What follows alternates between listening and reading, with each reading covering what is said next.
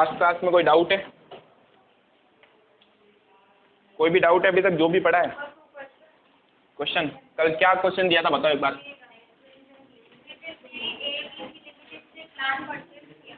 ठीक है, अच्छा ये एंट्री तो मुझे करवानी भी थी ना, कर लिया आपने? सही है ना? Very good. कल वाली एक बार, अच्छा उससे बेटर मैं एक क्वेश्चन करवा देता हूँ, फिर वो वाला क्वेश्चन आप होमवर्क कर लेना, ठीक है? अब समझना, कंपनी जब शेयर इशू करती है तो दो तरीके से शेयर इशू कर सकती है, हमने पढ़ा था लास्ट क्लास में, याद है? एक तो इन कंसिडरेशन ऑफ कैश और दूसरा क्या था? Other than cash. अगर इन कंसिडरेशन ऑफ कैश की बात की जाए, नगद में हम किस तरीके से शेयर इशू करते हैं उसकी अपन ने जनरल एंट्रीज देख ली, ठीक है? अदर देन कैश में भी कितने तरीके से इशू हो सकता है? 2 टाइप्स। कौन कौन से? एसेट्स परचेज कर सकते हैं और बिजनेस परचेज कर सकते हैं। कल हमने इसकी एंट्रीज देखी थी कि जब हम एसेट्स परचेज करते हैं तो क्या क्या एंट्रीज होती है। सबसे पहली एंट्री क्या थी? एसेट्स परचेज करने पर assets account debit to vendor. Vendor का मतलब क्या होता है? सेलर, जिसने हमें वो एसेट्स दिए उसका नाम आ जाएगा। दूसरी एंट्री, अभी सेलर को पेमेंट करना है। हिमांशु क्या एंट्री करे थे?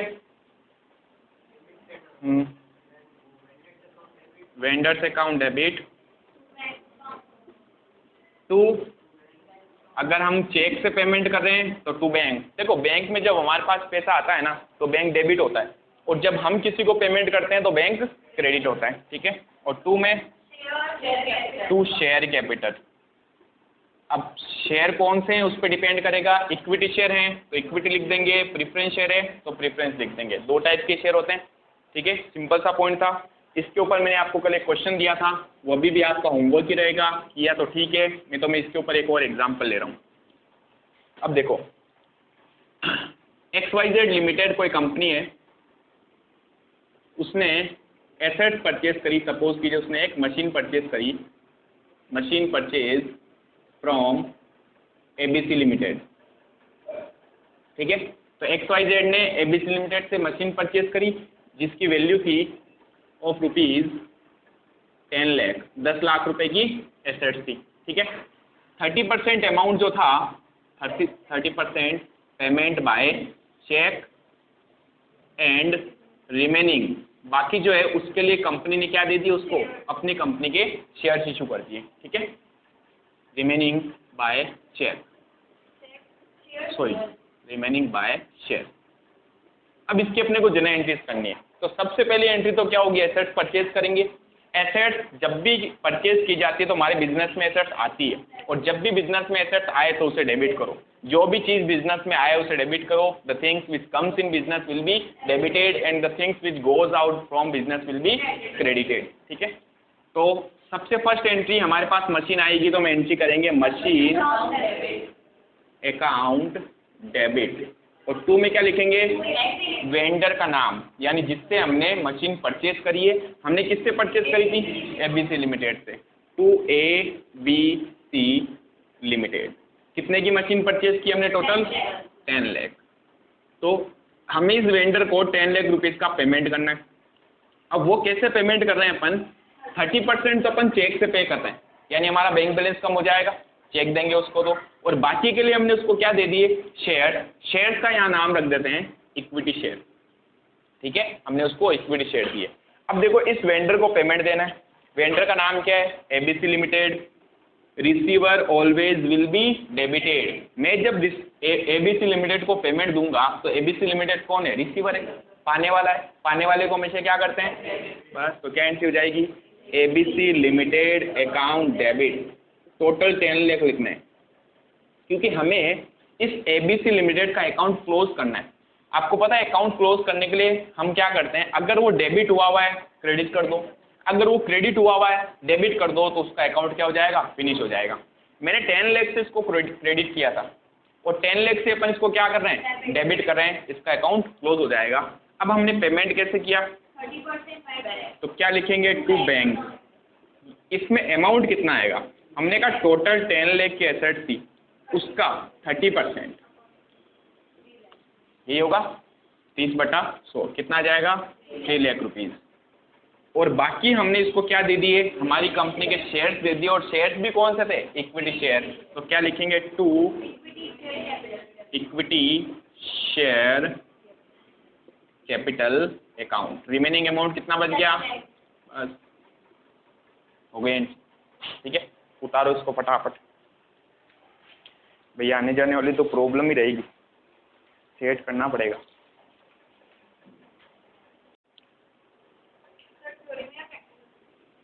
दोनों में ही हो गया स्टार्ट। अब देखो हमने ये पढ़ रखा है कि कैश में हम जब शेयर इशू करते हैं तो कितने टाइप्स की कितनी एंट्रीज करते हैं हर एक ट्रांजेक्शन पर। सबसे पहले एप्लीकेशन की 2 एंट्रीज, अलॉटमेंट की 2 एंट्रीज, फर्स्ट कॉल की 2, सेकंड कॉल की 2। पता है क्या होती है एप्लीकेशन की एंट्री, एप्लीकेशन की, वेरी गुड, पढ़ के आए हैं भैया। चलो तो अब देखो हम कैश में जब शेयर इशू करते हैं, यानी कि मैं डायरेक्टली किसको शेयर इशू कर रहा हूँ, पब्लिक में, और मैं पब्लिक से क्या ले रहा हूँ, पैसा ले रहा हूँ, ठीक है, कैश ले रहा हूँ। इसमें भी हम कितने टाइप से शेयर इशू कर सकते हैं, 2 टाइप से। अब ये 2 टाइप क्या होते हैं उसको समझना। हम अगर कैश में शेयर इशू करते हैं तो हम 2 टाइप से मेनली शेयर इशू करते हैं। सबसे फर्स्ट है हमारे पास में 8 पार, जिसे हम हिंदी में कहते हैं सममूल्य पर, और दूसरा होता है 8 प्रीमियम। प्रीमियम को प्रीमियम भी बोलते हैं, यानी कि प्रीमियम पर, ठीक है। अब ये क्या होता है, जब भी कंपनी शेयर इशू करती है तो उसके शेयर की प्राइस फिक्स होती है, पता है आपको, 100 रुपये का शेयर है तो कंपनी क्या करती है, 100 रुपये में लोगों को शेयर इशू करती है, उसके बदले में 100 रुपये उनसे चार्ज करती है, ले लेती है। लेकिन क्या ऐसा भी हो सकता है क्या कि कंपनी 100 रुपये का शेयर जो है वो 110 में दे दे लोगों को, हो सकता है 120 में दे दे, 150 में दे दे। अब शेयर की प्राइस जो है, यानी प्राइस की अगर मैं बात करूंगा तो यहाँ पर ध्यान रखना, मैं एक वर्ड लिखूंगा, फेस वैल्यू। फेस वैल्यू का मतलब होता है शेयर की प्राइस है कितनी वास्तव में, जितने का कंपनी शेयर इशू कर रही है, ठीक है, जितने का कंपनी का शेयर है और वो शेयर कितने में लोगों को दे रही है, वो जो प्राइस होती है it is called issue price. कौन सी, इश्यू प्राइस। इसे हिंदी में कहते हैं अंकित मूल्य, और इसे हिंदी में कहते हैं निर्गमन मूल्य। दोनों में फर्क होता है। क्या फर्क होता है, सपोज कीजिए अगर कंपनी का शेयर 100 रुपये का है, अगर मैं 100 रुपये का शेयर पब्लिक को 100 रुपये में ही दूं, 100 का शेयर 100 में दे रहा हूं, कोई रेट में बढ़ा नहीं रहा, कोई रेट में कम नहीं कर रहा हूं, इसको हम बोलते हैं शेयर हमने 8 पार इशू किया। 8 पार का मतलब क्या है, 100 रुपये का शेयर अगर मैं पब्लिक को 100 में ही देता हूं, ठीक है, यानी फेस वैल्यू तो 100 है, फेस वैल्यू हमेशा याद रखना फिक्स रहेगी, ठीक है। इशू प्राइस जो है वो उससे कम या ज़्यादा हो सकती है, ठीक है। 100 का शेयर अगर मैं 100 में ही दे रहा हूँ, यानी कि फेस वैल्यू भी क्या है 100 रुपीज़, और इशू प्राइस भी क्या है 100 रुपीज़, ठीक है। तो इस केस में हम कहेंगे कि हमने शेयर को 8 पार इशू किया, कह सकता हूँ। लेकिन अगर मेरी कंपनी का शेयर 100 रुपये का है और मैं लोगों को 110 में दे रहा हूँ, मतलब मैं उनको शेयर 100 का दे रहा हूँ, यानी उनको कोई चीज़ दे रहा हूँ 100 रुपये वाली, उसके बदले में चार्ज कितना कर रहा हूँ उनसे 110 रुपये, इट इज़ कॉल्ड आपने शेयर किस पे इशू किया है, प्रीमियम पर। अगेन देखो फेस वैल्यू तो 100 रुपये ही है, लेकिन हमने इशू कितने में किया 110 में। एक्स्ट्रा में जब आप शेयर इशू करते हो ना, इस चीज़ को हम क्या बोलते हैं, हमने 8 पार शेयर इशू किया। यहाँ तक कोई डाउट है? अच्छा पॉइंट है। हमारे पहले कौन सा कंपनी एक्ट चलता था, कौन बताएगा? Old, very good. और न्यू कौन सा है? 2013। 1956 जो एक्ट था ना, उसमें कोई भी कंपनी अपने शेयर्स को उसकी प्राइस से कम पे भी इशू कर सकती थी। यानी अगर 100 रुपये का शेयर है, कंपनी लोगों से पैसा लेने के चक्कर में कि ज़्यादा लोग हमारी कंपनी में पैसा लगाए, वो 90 रुपीज़ में शेयर देती थी, 85 रुपीज़ में दे देती थी। अब शेयर है कितने का, 100 रुपीज़ का, लेकिन सस्ते में दे रही है। और जब कंपनी बंद होगी या जब भी कंपनी रीपे करेगी ना, तो पता है कंपनी को रीपे कितना करना पड़ता है, 100 रुपये। यानी आज लोगों से लिए कितने 85, लेकिन फ्यूचर में देने कितने पड़ेंगे, 100 रुपये देने पड़ेंगे, ठीक है। जितनी फेस वैल्यू होती है उतने रुपये उनको वापस हमें पे करने पड़ते हैं, क्लियर। उस चीज़ को हम बोलते हैं आपने शेयर्स को डिस्काउंट पर इशू किया। किस पर? डिस्काउंट पर। कम पे इशू करने का मतलब क्या, डिस्काउंट पे इशू किया। डिस्काउंट पर शेयर सिर्फ 1956 एक्ट में ही हो सकते थे। 2013 के बाद शेयर कभी भी डिस्काउंट पर इश्यू हो ही नहीं सकते। अब ऐसा क्यों, लॉजिक बताओ, 1 मिनट दे रहा हूँ। ठीक है, ठीक ठाक पॉइंट है। और आपको पता पहले कंपनीज क्या करती थी, नई नई कंपनी बना देते थे, जो आया कंपनी खोल दी, जो आया कंपनी खोल दी, लोगों से पैसे ले लिए, 100 रुपये का शेयर 60 रुपये में दे रहे हैं, 70 रुपये में दे रहे हैं। ठीक है, अगर ऐसा हो तो आपको भी अगर कोई बोले 100 रुपये का शेयर है 60 में मिल रहा है, लोगे कि नहीं लोगे? लोगे। लेकिन उसके बाद क्या होता था, कुछ टाइम तो कंपनी चलती थी, धीरे धीरे लॉस में चली जाती थी, और जो उनका पैसा होता था वो डूब जाता था। अरे समझ में, यानी कि लोगों से सिर्फ पैसा लेने के चक्कर में कंपनीज ने क्या किया, अपने शेयर्स को सस्ते में देना स्टार्ट कर दिया, और इन फ्यूचर जाके वो कंपनी लॉस में चली जाती थी। तो अब उससे दो प्रॉब्लम्स क्रिएट होती थी, एक तो कंपनी बंद हो जाती थी, और दूसरी प्रॉब्लम लोगों का पैसा डूब जाता था। ठीक है, इसलिए शेयर्स को डिस्काउंट पर इशू करना ही क्या हो गया, बंद कर दिया गया। समझ गए? तो अगर आज पूछे आपसे कि कितने तरीके से शेयर इशू हो सकते हैं केस में, तो 2 तरीके से शेयर इशू किए जा सकते हैं, 8 पार, 8 प्रीमियम।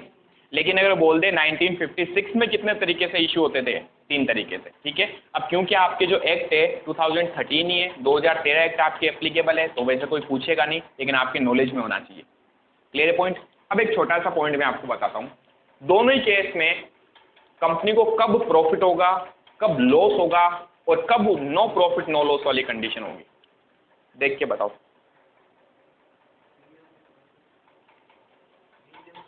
प्रॉफिट है, ठीक है। यहाँ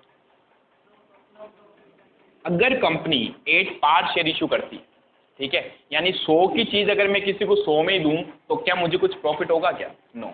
यानी कि कह सकते हैं यहाँ कंपनी को नो प्रॉफिट नो लॉस वाली कंडीशन होती है।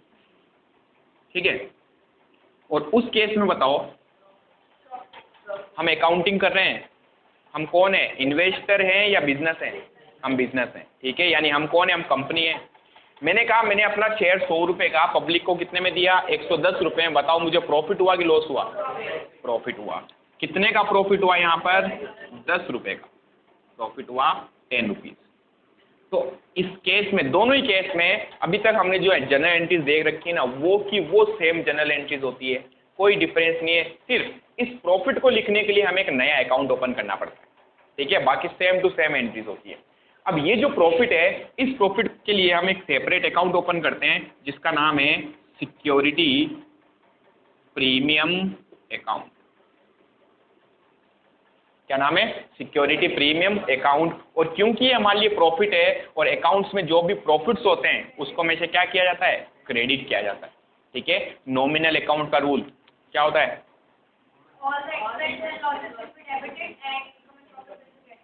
समस्त खर्चों और हानियों को डेबिट करो, समस्त आय और लाभों को क्रेडिट करो। All the expense and losses will be debited, all income and profits will be credited. अब ये हमारा प्रॉफिट है, इसलिए हमने कहा इसको आपको क्या करना है, इसको आपको करना है क्रेडिट।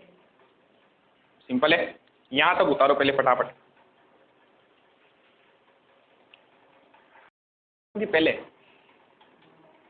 पहले स्टार्ट करो, उसके बाद वो ग्रीन वाले बटन पे प्रेस करो ना। चलो, अब बताओ कि क्या कोई भी कंपनी डिस्काउंट पे शेयर इशू कर सकती है क्या? नहीं कर सकती। आगे जाके हम पढ़ेंगे, इसकी एक एक्सेप्शनल कंडीशन है, अपवादजनक स्थिति। ठीक है, एक कंडीशन ऐसी भी आएगी जहां पर कंपनीज अपने शेयर डिस्काउंट पर इशू कर सकती है, लेकिन वो काफी आगे जाके हम पढ़ेंगे। फिलहाल अगर कोई आपसे पूछ ले कि क्या आप कंपनी के शेयर डिस्काउंट पे इशू कर सकते हो, नो। ठीक है, चलिए अब एक क्वेश्चन करते हैं। बेसिक एंट्रीज है जो हमने पहले करी थी, उसी टाइप की एंट्रीज कर रहे हैं। मेरे साथ साथ लिखते रहना। अब आप एग्जाम्पल लिख रहा हूं। Reliance limited issued 50,000 equity share at the rate of 200 each। क्या शेयर की प्राइस 200 हो सकती है? यस, हो सकती है। तो 100 फिक्स नहीं है, ध्यान रखना। 100 तो हम एग्जाम्पल लेते हैं, शेयर की प्राइस कुछ भी हो सकती है। अब ये तो इसकी फेस वैल्यू थी 8-10% प्रीमियम। ये जो आपने शेयर इशू किया है ना, वो प्रीमियम पर इशू किया। इसका मतलब कम पे दिया कि ज़्यादा में? ज़्यादा में दिया। यानी कि कह सकता हूँ 200 रुपये का शेयर, 200 का 10% प्रीमियम हो जाएगा। कितना होगा 200 का 10%? 20 रुपीज़। यानी हमने कितने में वास्तव में इशू किया है? 220 में। ठीक है, 220 में। चलिए अब हम बात कर रहे हैं कंपनी ने अमाउंट कैसे मांगा, एप्लीकेशन पर, अलॉटमेंट पर, first call and second call, इस तरीके से कंपनी ने क्या किया है, अमाउंट मांगा। ठीक है, तो बढ़िया। एप्लीकेशन पर अब देखो 50 rupees, 60 rupees, 60 rupees and 50 rupees, total मिलाकर कितने हो गए, 220। ठीक है, अब एक चीज़ समझना, प्रीमियम जो है वो कैसे एडजस्ट करें,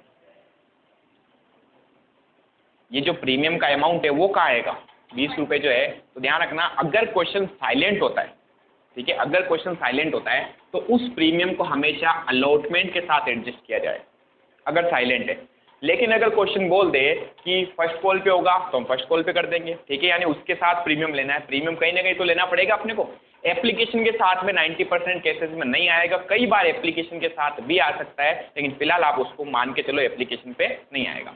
अब जैसे मैं आपको यहाँ कहूँ 50 रुपीज़ तो अलॉटमेंट का अमाउंट था और 10 रुपीज़ इसके साथ में क्या था, प्रीमियम। वही कह रहा हूँ, जरूरी है क्या कि पूरा का पूरा अमाउंट अलॉटमेंट पे आ जाए। तो 50 रुपीज़ तो अलॉटमेंट का और 10 रुपीज़ प्रीमियम की कंपनी ने क्या बोला कि अलॉटमेंट के साथ 10 रुपये प्रीमियम दे देना। हमने कहा 10 बज गए, बोला ठीक है, फर्स्ट कॉल के साथ दे देना। हो सकता है क्या, हो सकता है, समझ गए। टोटल 20 के 20 रुपये भी अलॉटमेंट पे मांगे जा सकते थे। ठीक है, अब इसकी आपको जनरल एंट्रीज करनी है। पहले तो बेसिक वाली एंट्रीज की बात करें जो हमने बेसिक एंट्रीज करी थी। ठीक है, एप्लीकेशन पर कितनी एंट्रीज होती है, कौन कौन सी। First entry bank account debit, 2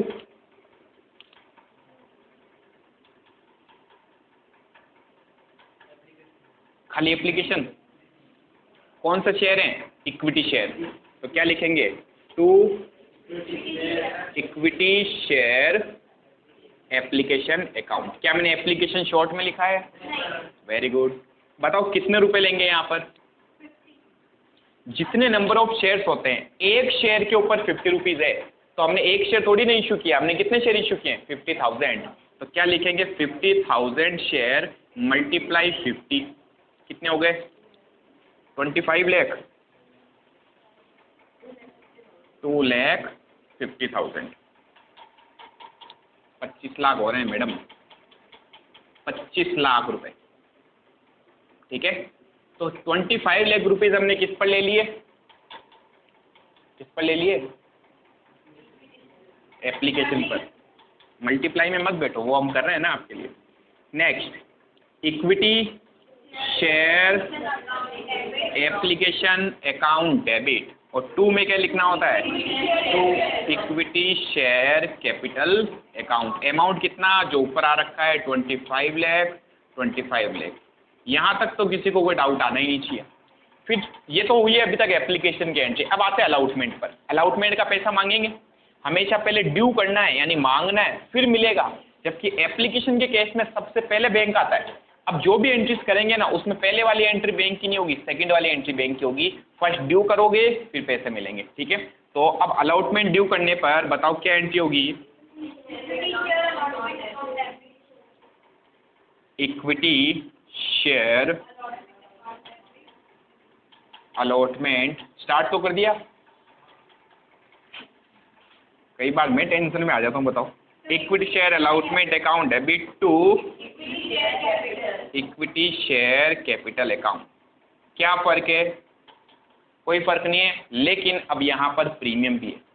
तो जब आपके पास प्रीमियम होता है, तो अभी हमने क्या पढ़ा था, प्रीमियम को क्रेडिट करना है। क्यों क्रेडिट करना है, क्योंकि इनकम है। तो उस क्रेडिट को अपन यहीं पे इसके साथ में लिखेंगे और क्या लिख देंगे, टू सिक्योरिटी प्रीमियम। बस, कोई नया पॉइंट नहीं है। अब अमाउंट कैसे लिखोगे आप, इसमें समझना, 50,000 मल्टीप्लाई 50 रुपीज़, तो यहाँ आ जाएगा। प्रीमियम कितना था, 10 रुपये का था, ओनली 10 रुपीज़। क्या करेंगे, 50,000 मल्टीप्लाई 10 रुपीज़, यहाँ आ जाएंगे। तो टोटल 50 मल्टीप्लाई 50 हो गए 25 लाख,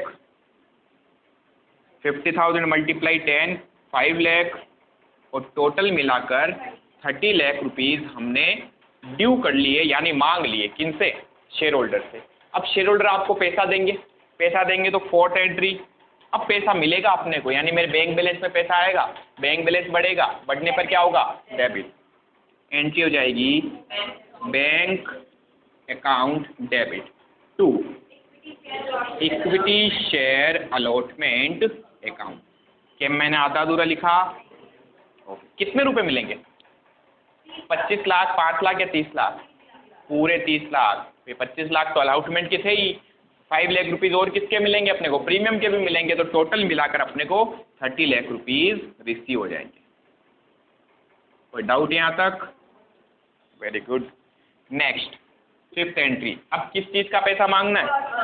फर्स्ट कॉल का। बताओ कितने? 60 रुपीज़। क्या एंट्री हो जाएगी? Equity share first call account debit to equity share capital account. And क्या प्रीमियम भी था? यस, तो प्रीमियम भी लिखना पड़ेगा। अगर है तो लिख दो, नहीं है तो छोड़ दो। To security premium account. अच्छा, क्या जरूरी है क्या कि सर हर बार ये बराबर ही हो? जरूरी नहीं है। क्या मैं 15 रुपीज़ प्रीमियम यहाँ ले सकता था क्या? यस, 15 यहाँ ले लो, 5 यहाँ ले लो। ठीक है, तो हर चीज़ को रट्टा मत मार लेना कि बस ये फिक्स हो जाता है। ठीक है, तो बताओ 50,000 मल्टीप्लाई 50 यहाँ आ जाएगा, 50,000 मल्टीप्लाई 10 यहाँ आ जाएगा, तो 25 लाख, 5 लाख एंड 30 लाख। ये अभी हमने क्या किया? ड्यू किया। अब इसका भी अमाउंट रिसीव होगा। क्या एंट्री होगी अंजलि? घबराओ मत, आराम से। पैसा मिलेगा ना अब अपने को? मिलेगा तो बस। हिंट देने के लिए थोड़ी आएंगे एग्जाम में सर, बेटा पैसा मिलेगा। हाँ sir. To equity share first call account. कितने रुपए मिलेंगे इस बार भी? पूरे 30 लाख रुपीज़, 30 लाख। राहुल जी आ रहा कुछ दिमाग में? Very good. चलो नेक्स्ट एंट्री बता दो फिर सेकंड कॉल की। ड्यू करेंगे। Very good. Second and final call. बहुत कम बच्चे मिलते हैं ऐसे जो पढ़ के आते हैं घर से। बाकी पहले दिन तो मुझे ऐसे देखते हैं जैसे उस सर्कस में वो नहीं होता है। सर्कस में और कोई नहीं हो सकते हैं? हाँ वो भी हो सकता है। यहाँ जाओ, equity share second and final call account debit to equity share capital. क्या यहाँ पर भी प्रीमियम लिख दूँ क्या? फिर क्या प्रीमियम लेते ही रहोगे क्या? लूटना है क्या पब्लिक को? 50,000 शेयर थे, मल्टीप्लाई 50 रुपीज़। सर हमने एक चीज़ रट्टा मार ली है कि सब जगह 50 50 50 बराबर होता है क्या? बराबर नहीं होता है हर बार। 4 टुकड़े तो 4 टुकड़े कर दो, जरूरी नहीं है। यहाँ 30 मांग सकते हैं या 20 मांग सकते हैं, तो कंपनी के ऊपर डिपेंड करेगा। ठीक है, ये सारे वो क्वेश्चन है जो आप बाद में मुझसे पूछते हैं, इसलिए मैं पहले ही सोल्व कर देता हूँ इनको। Next entry Jivisha, Nandini. Madam अभी तो पैसे मांगे हैं, लेने नहीं है क्या? हाँ,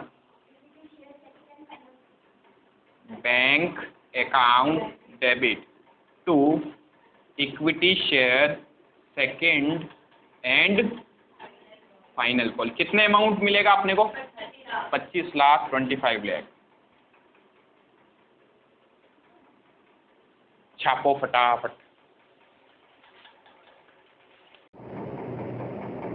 एप्लीकेशन पर 3 रुपीज, अलॉटमेंट पर 5 रुपीज,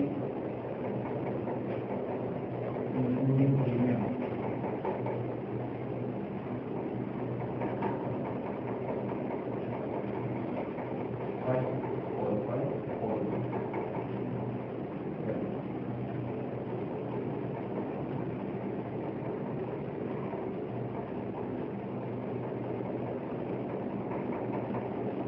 ये क्वेश्चन है आपके पास, आपकी बुक का क्वेश्चन नंबर 6।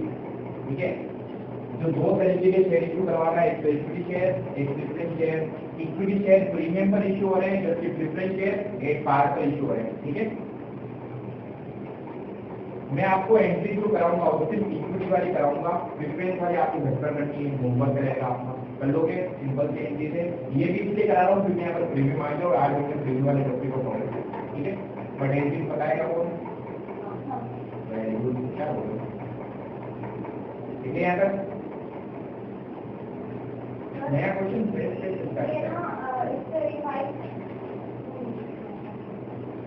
बोलो बोलो। ये 2 रुपए ना 5 से 3 ना इंक्लूड है, जुड़ा हुआ है। ये जो 5 रुपए ना, इसमें इंक्लूड प्रीमियम का मतलब क्या होगा? प्रीमियम जुड़ा होगा इसके अंदर, यानी 3 रुपए अलाउटमेंट है और 2 रुपए प्रीमियम है। समझ गए? अब बताइए फर्स्ट एंट्री कौन बताएगा? इसी करके पूछता हूँ मैं। सबसे फर्स्ट एंट्री मैंने किसकी कर रहा हूँ? मैं इक्विटी शेयर की एंट्री कर रहा हूँ। क्या ऐसा प्रेफरेंस की आपको घर पे करनी है, करोगे ना? कोई डाउट है तो मेरे पूछ लेना, मैं बता दूँ। सबसे पहली entry bank account debit to equity share application account. बताओ कितने रुपए होंगे?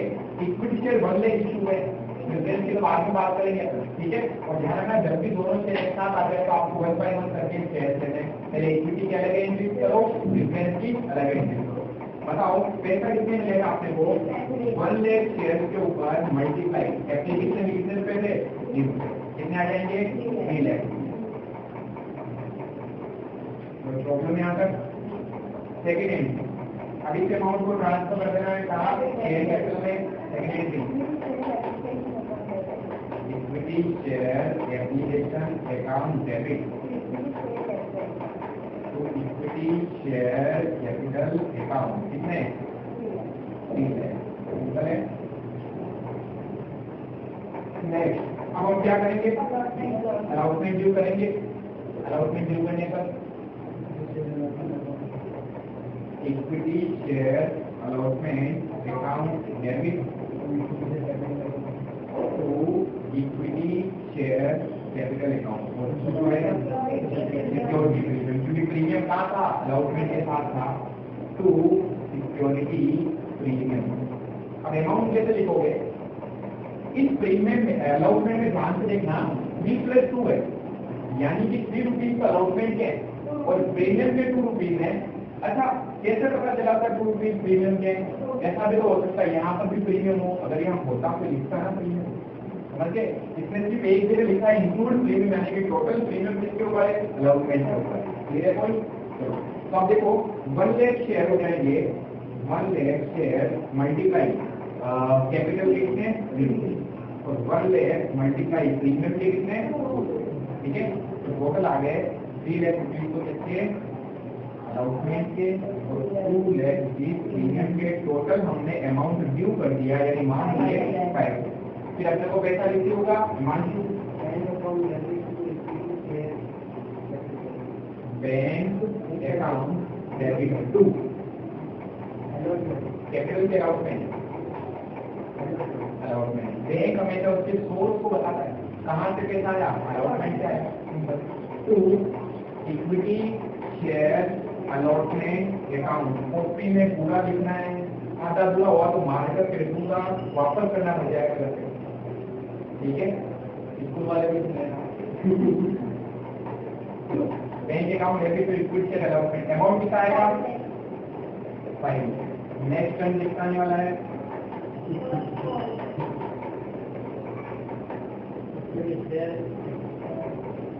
इक्विटी शेयर फर्स्ट कॉल,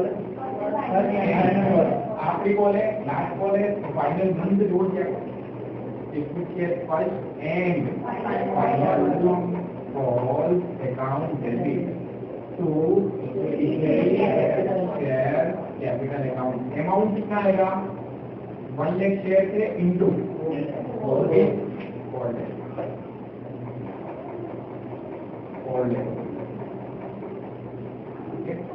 फिर अब अपने को क्या करना है? फर्स्ट कॉल का अमाउंट अभी तो ड्यू किया, मांगा था, अब मिलेगा पैसा।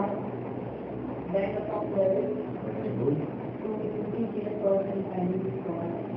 Account debit to equity share first and final call account. Sir सारी एंट्रीज आप भी कराओगे? नहीं बेटा, सर ये हम सबसे करेंगे। डालना है घर पे कैसे होता है? यहाँ आधे दिन होता है।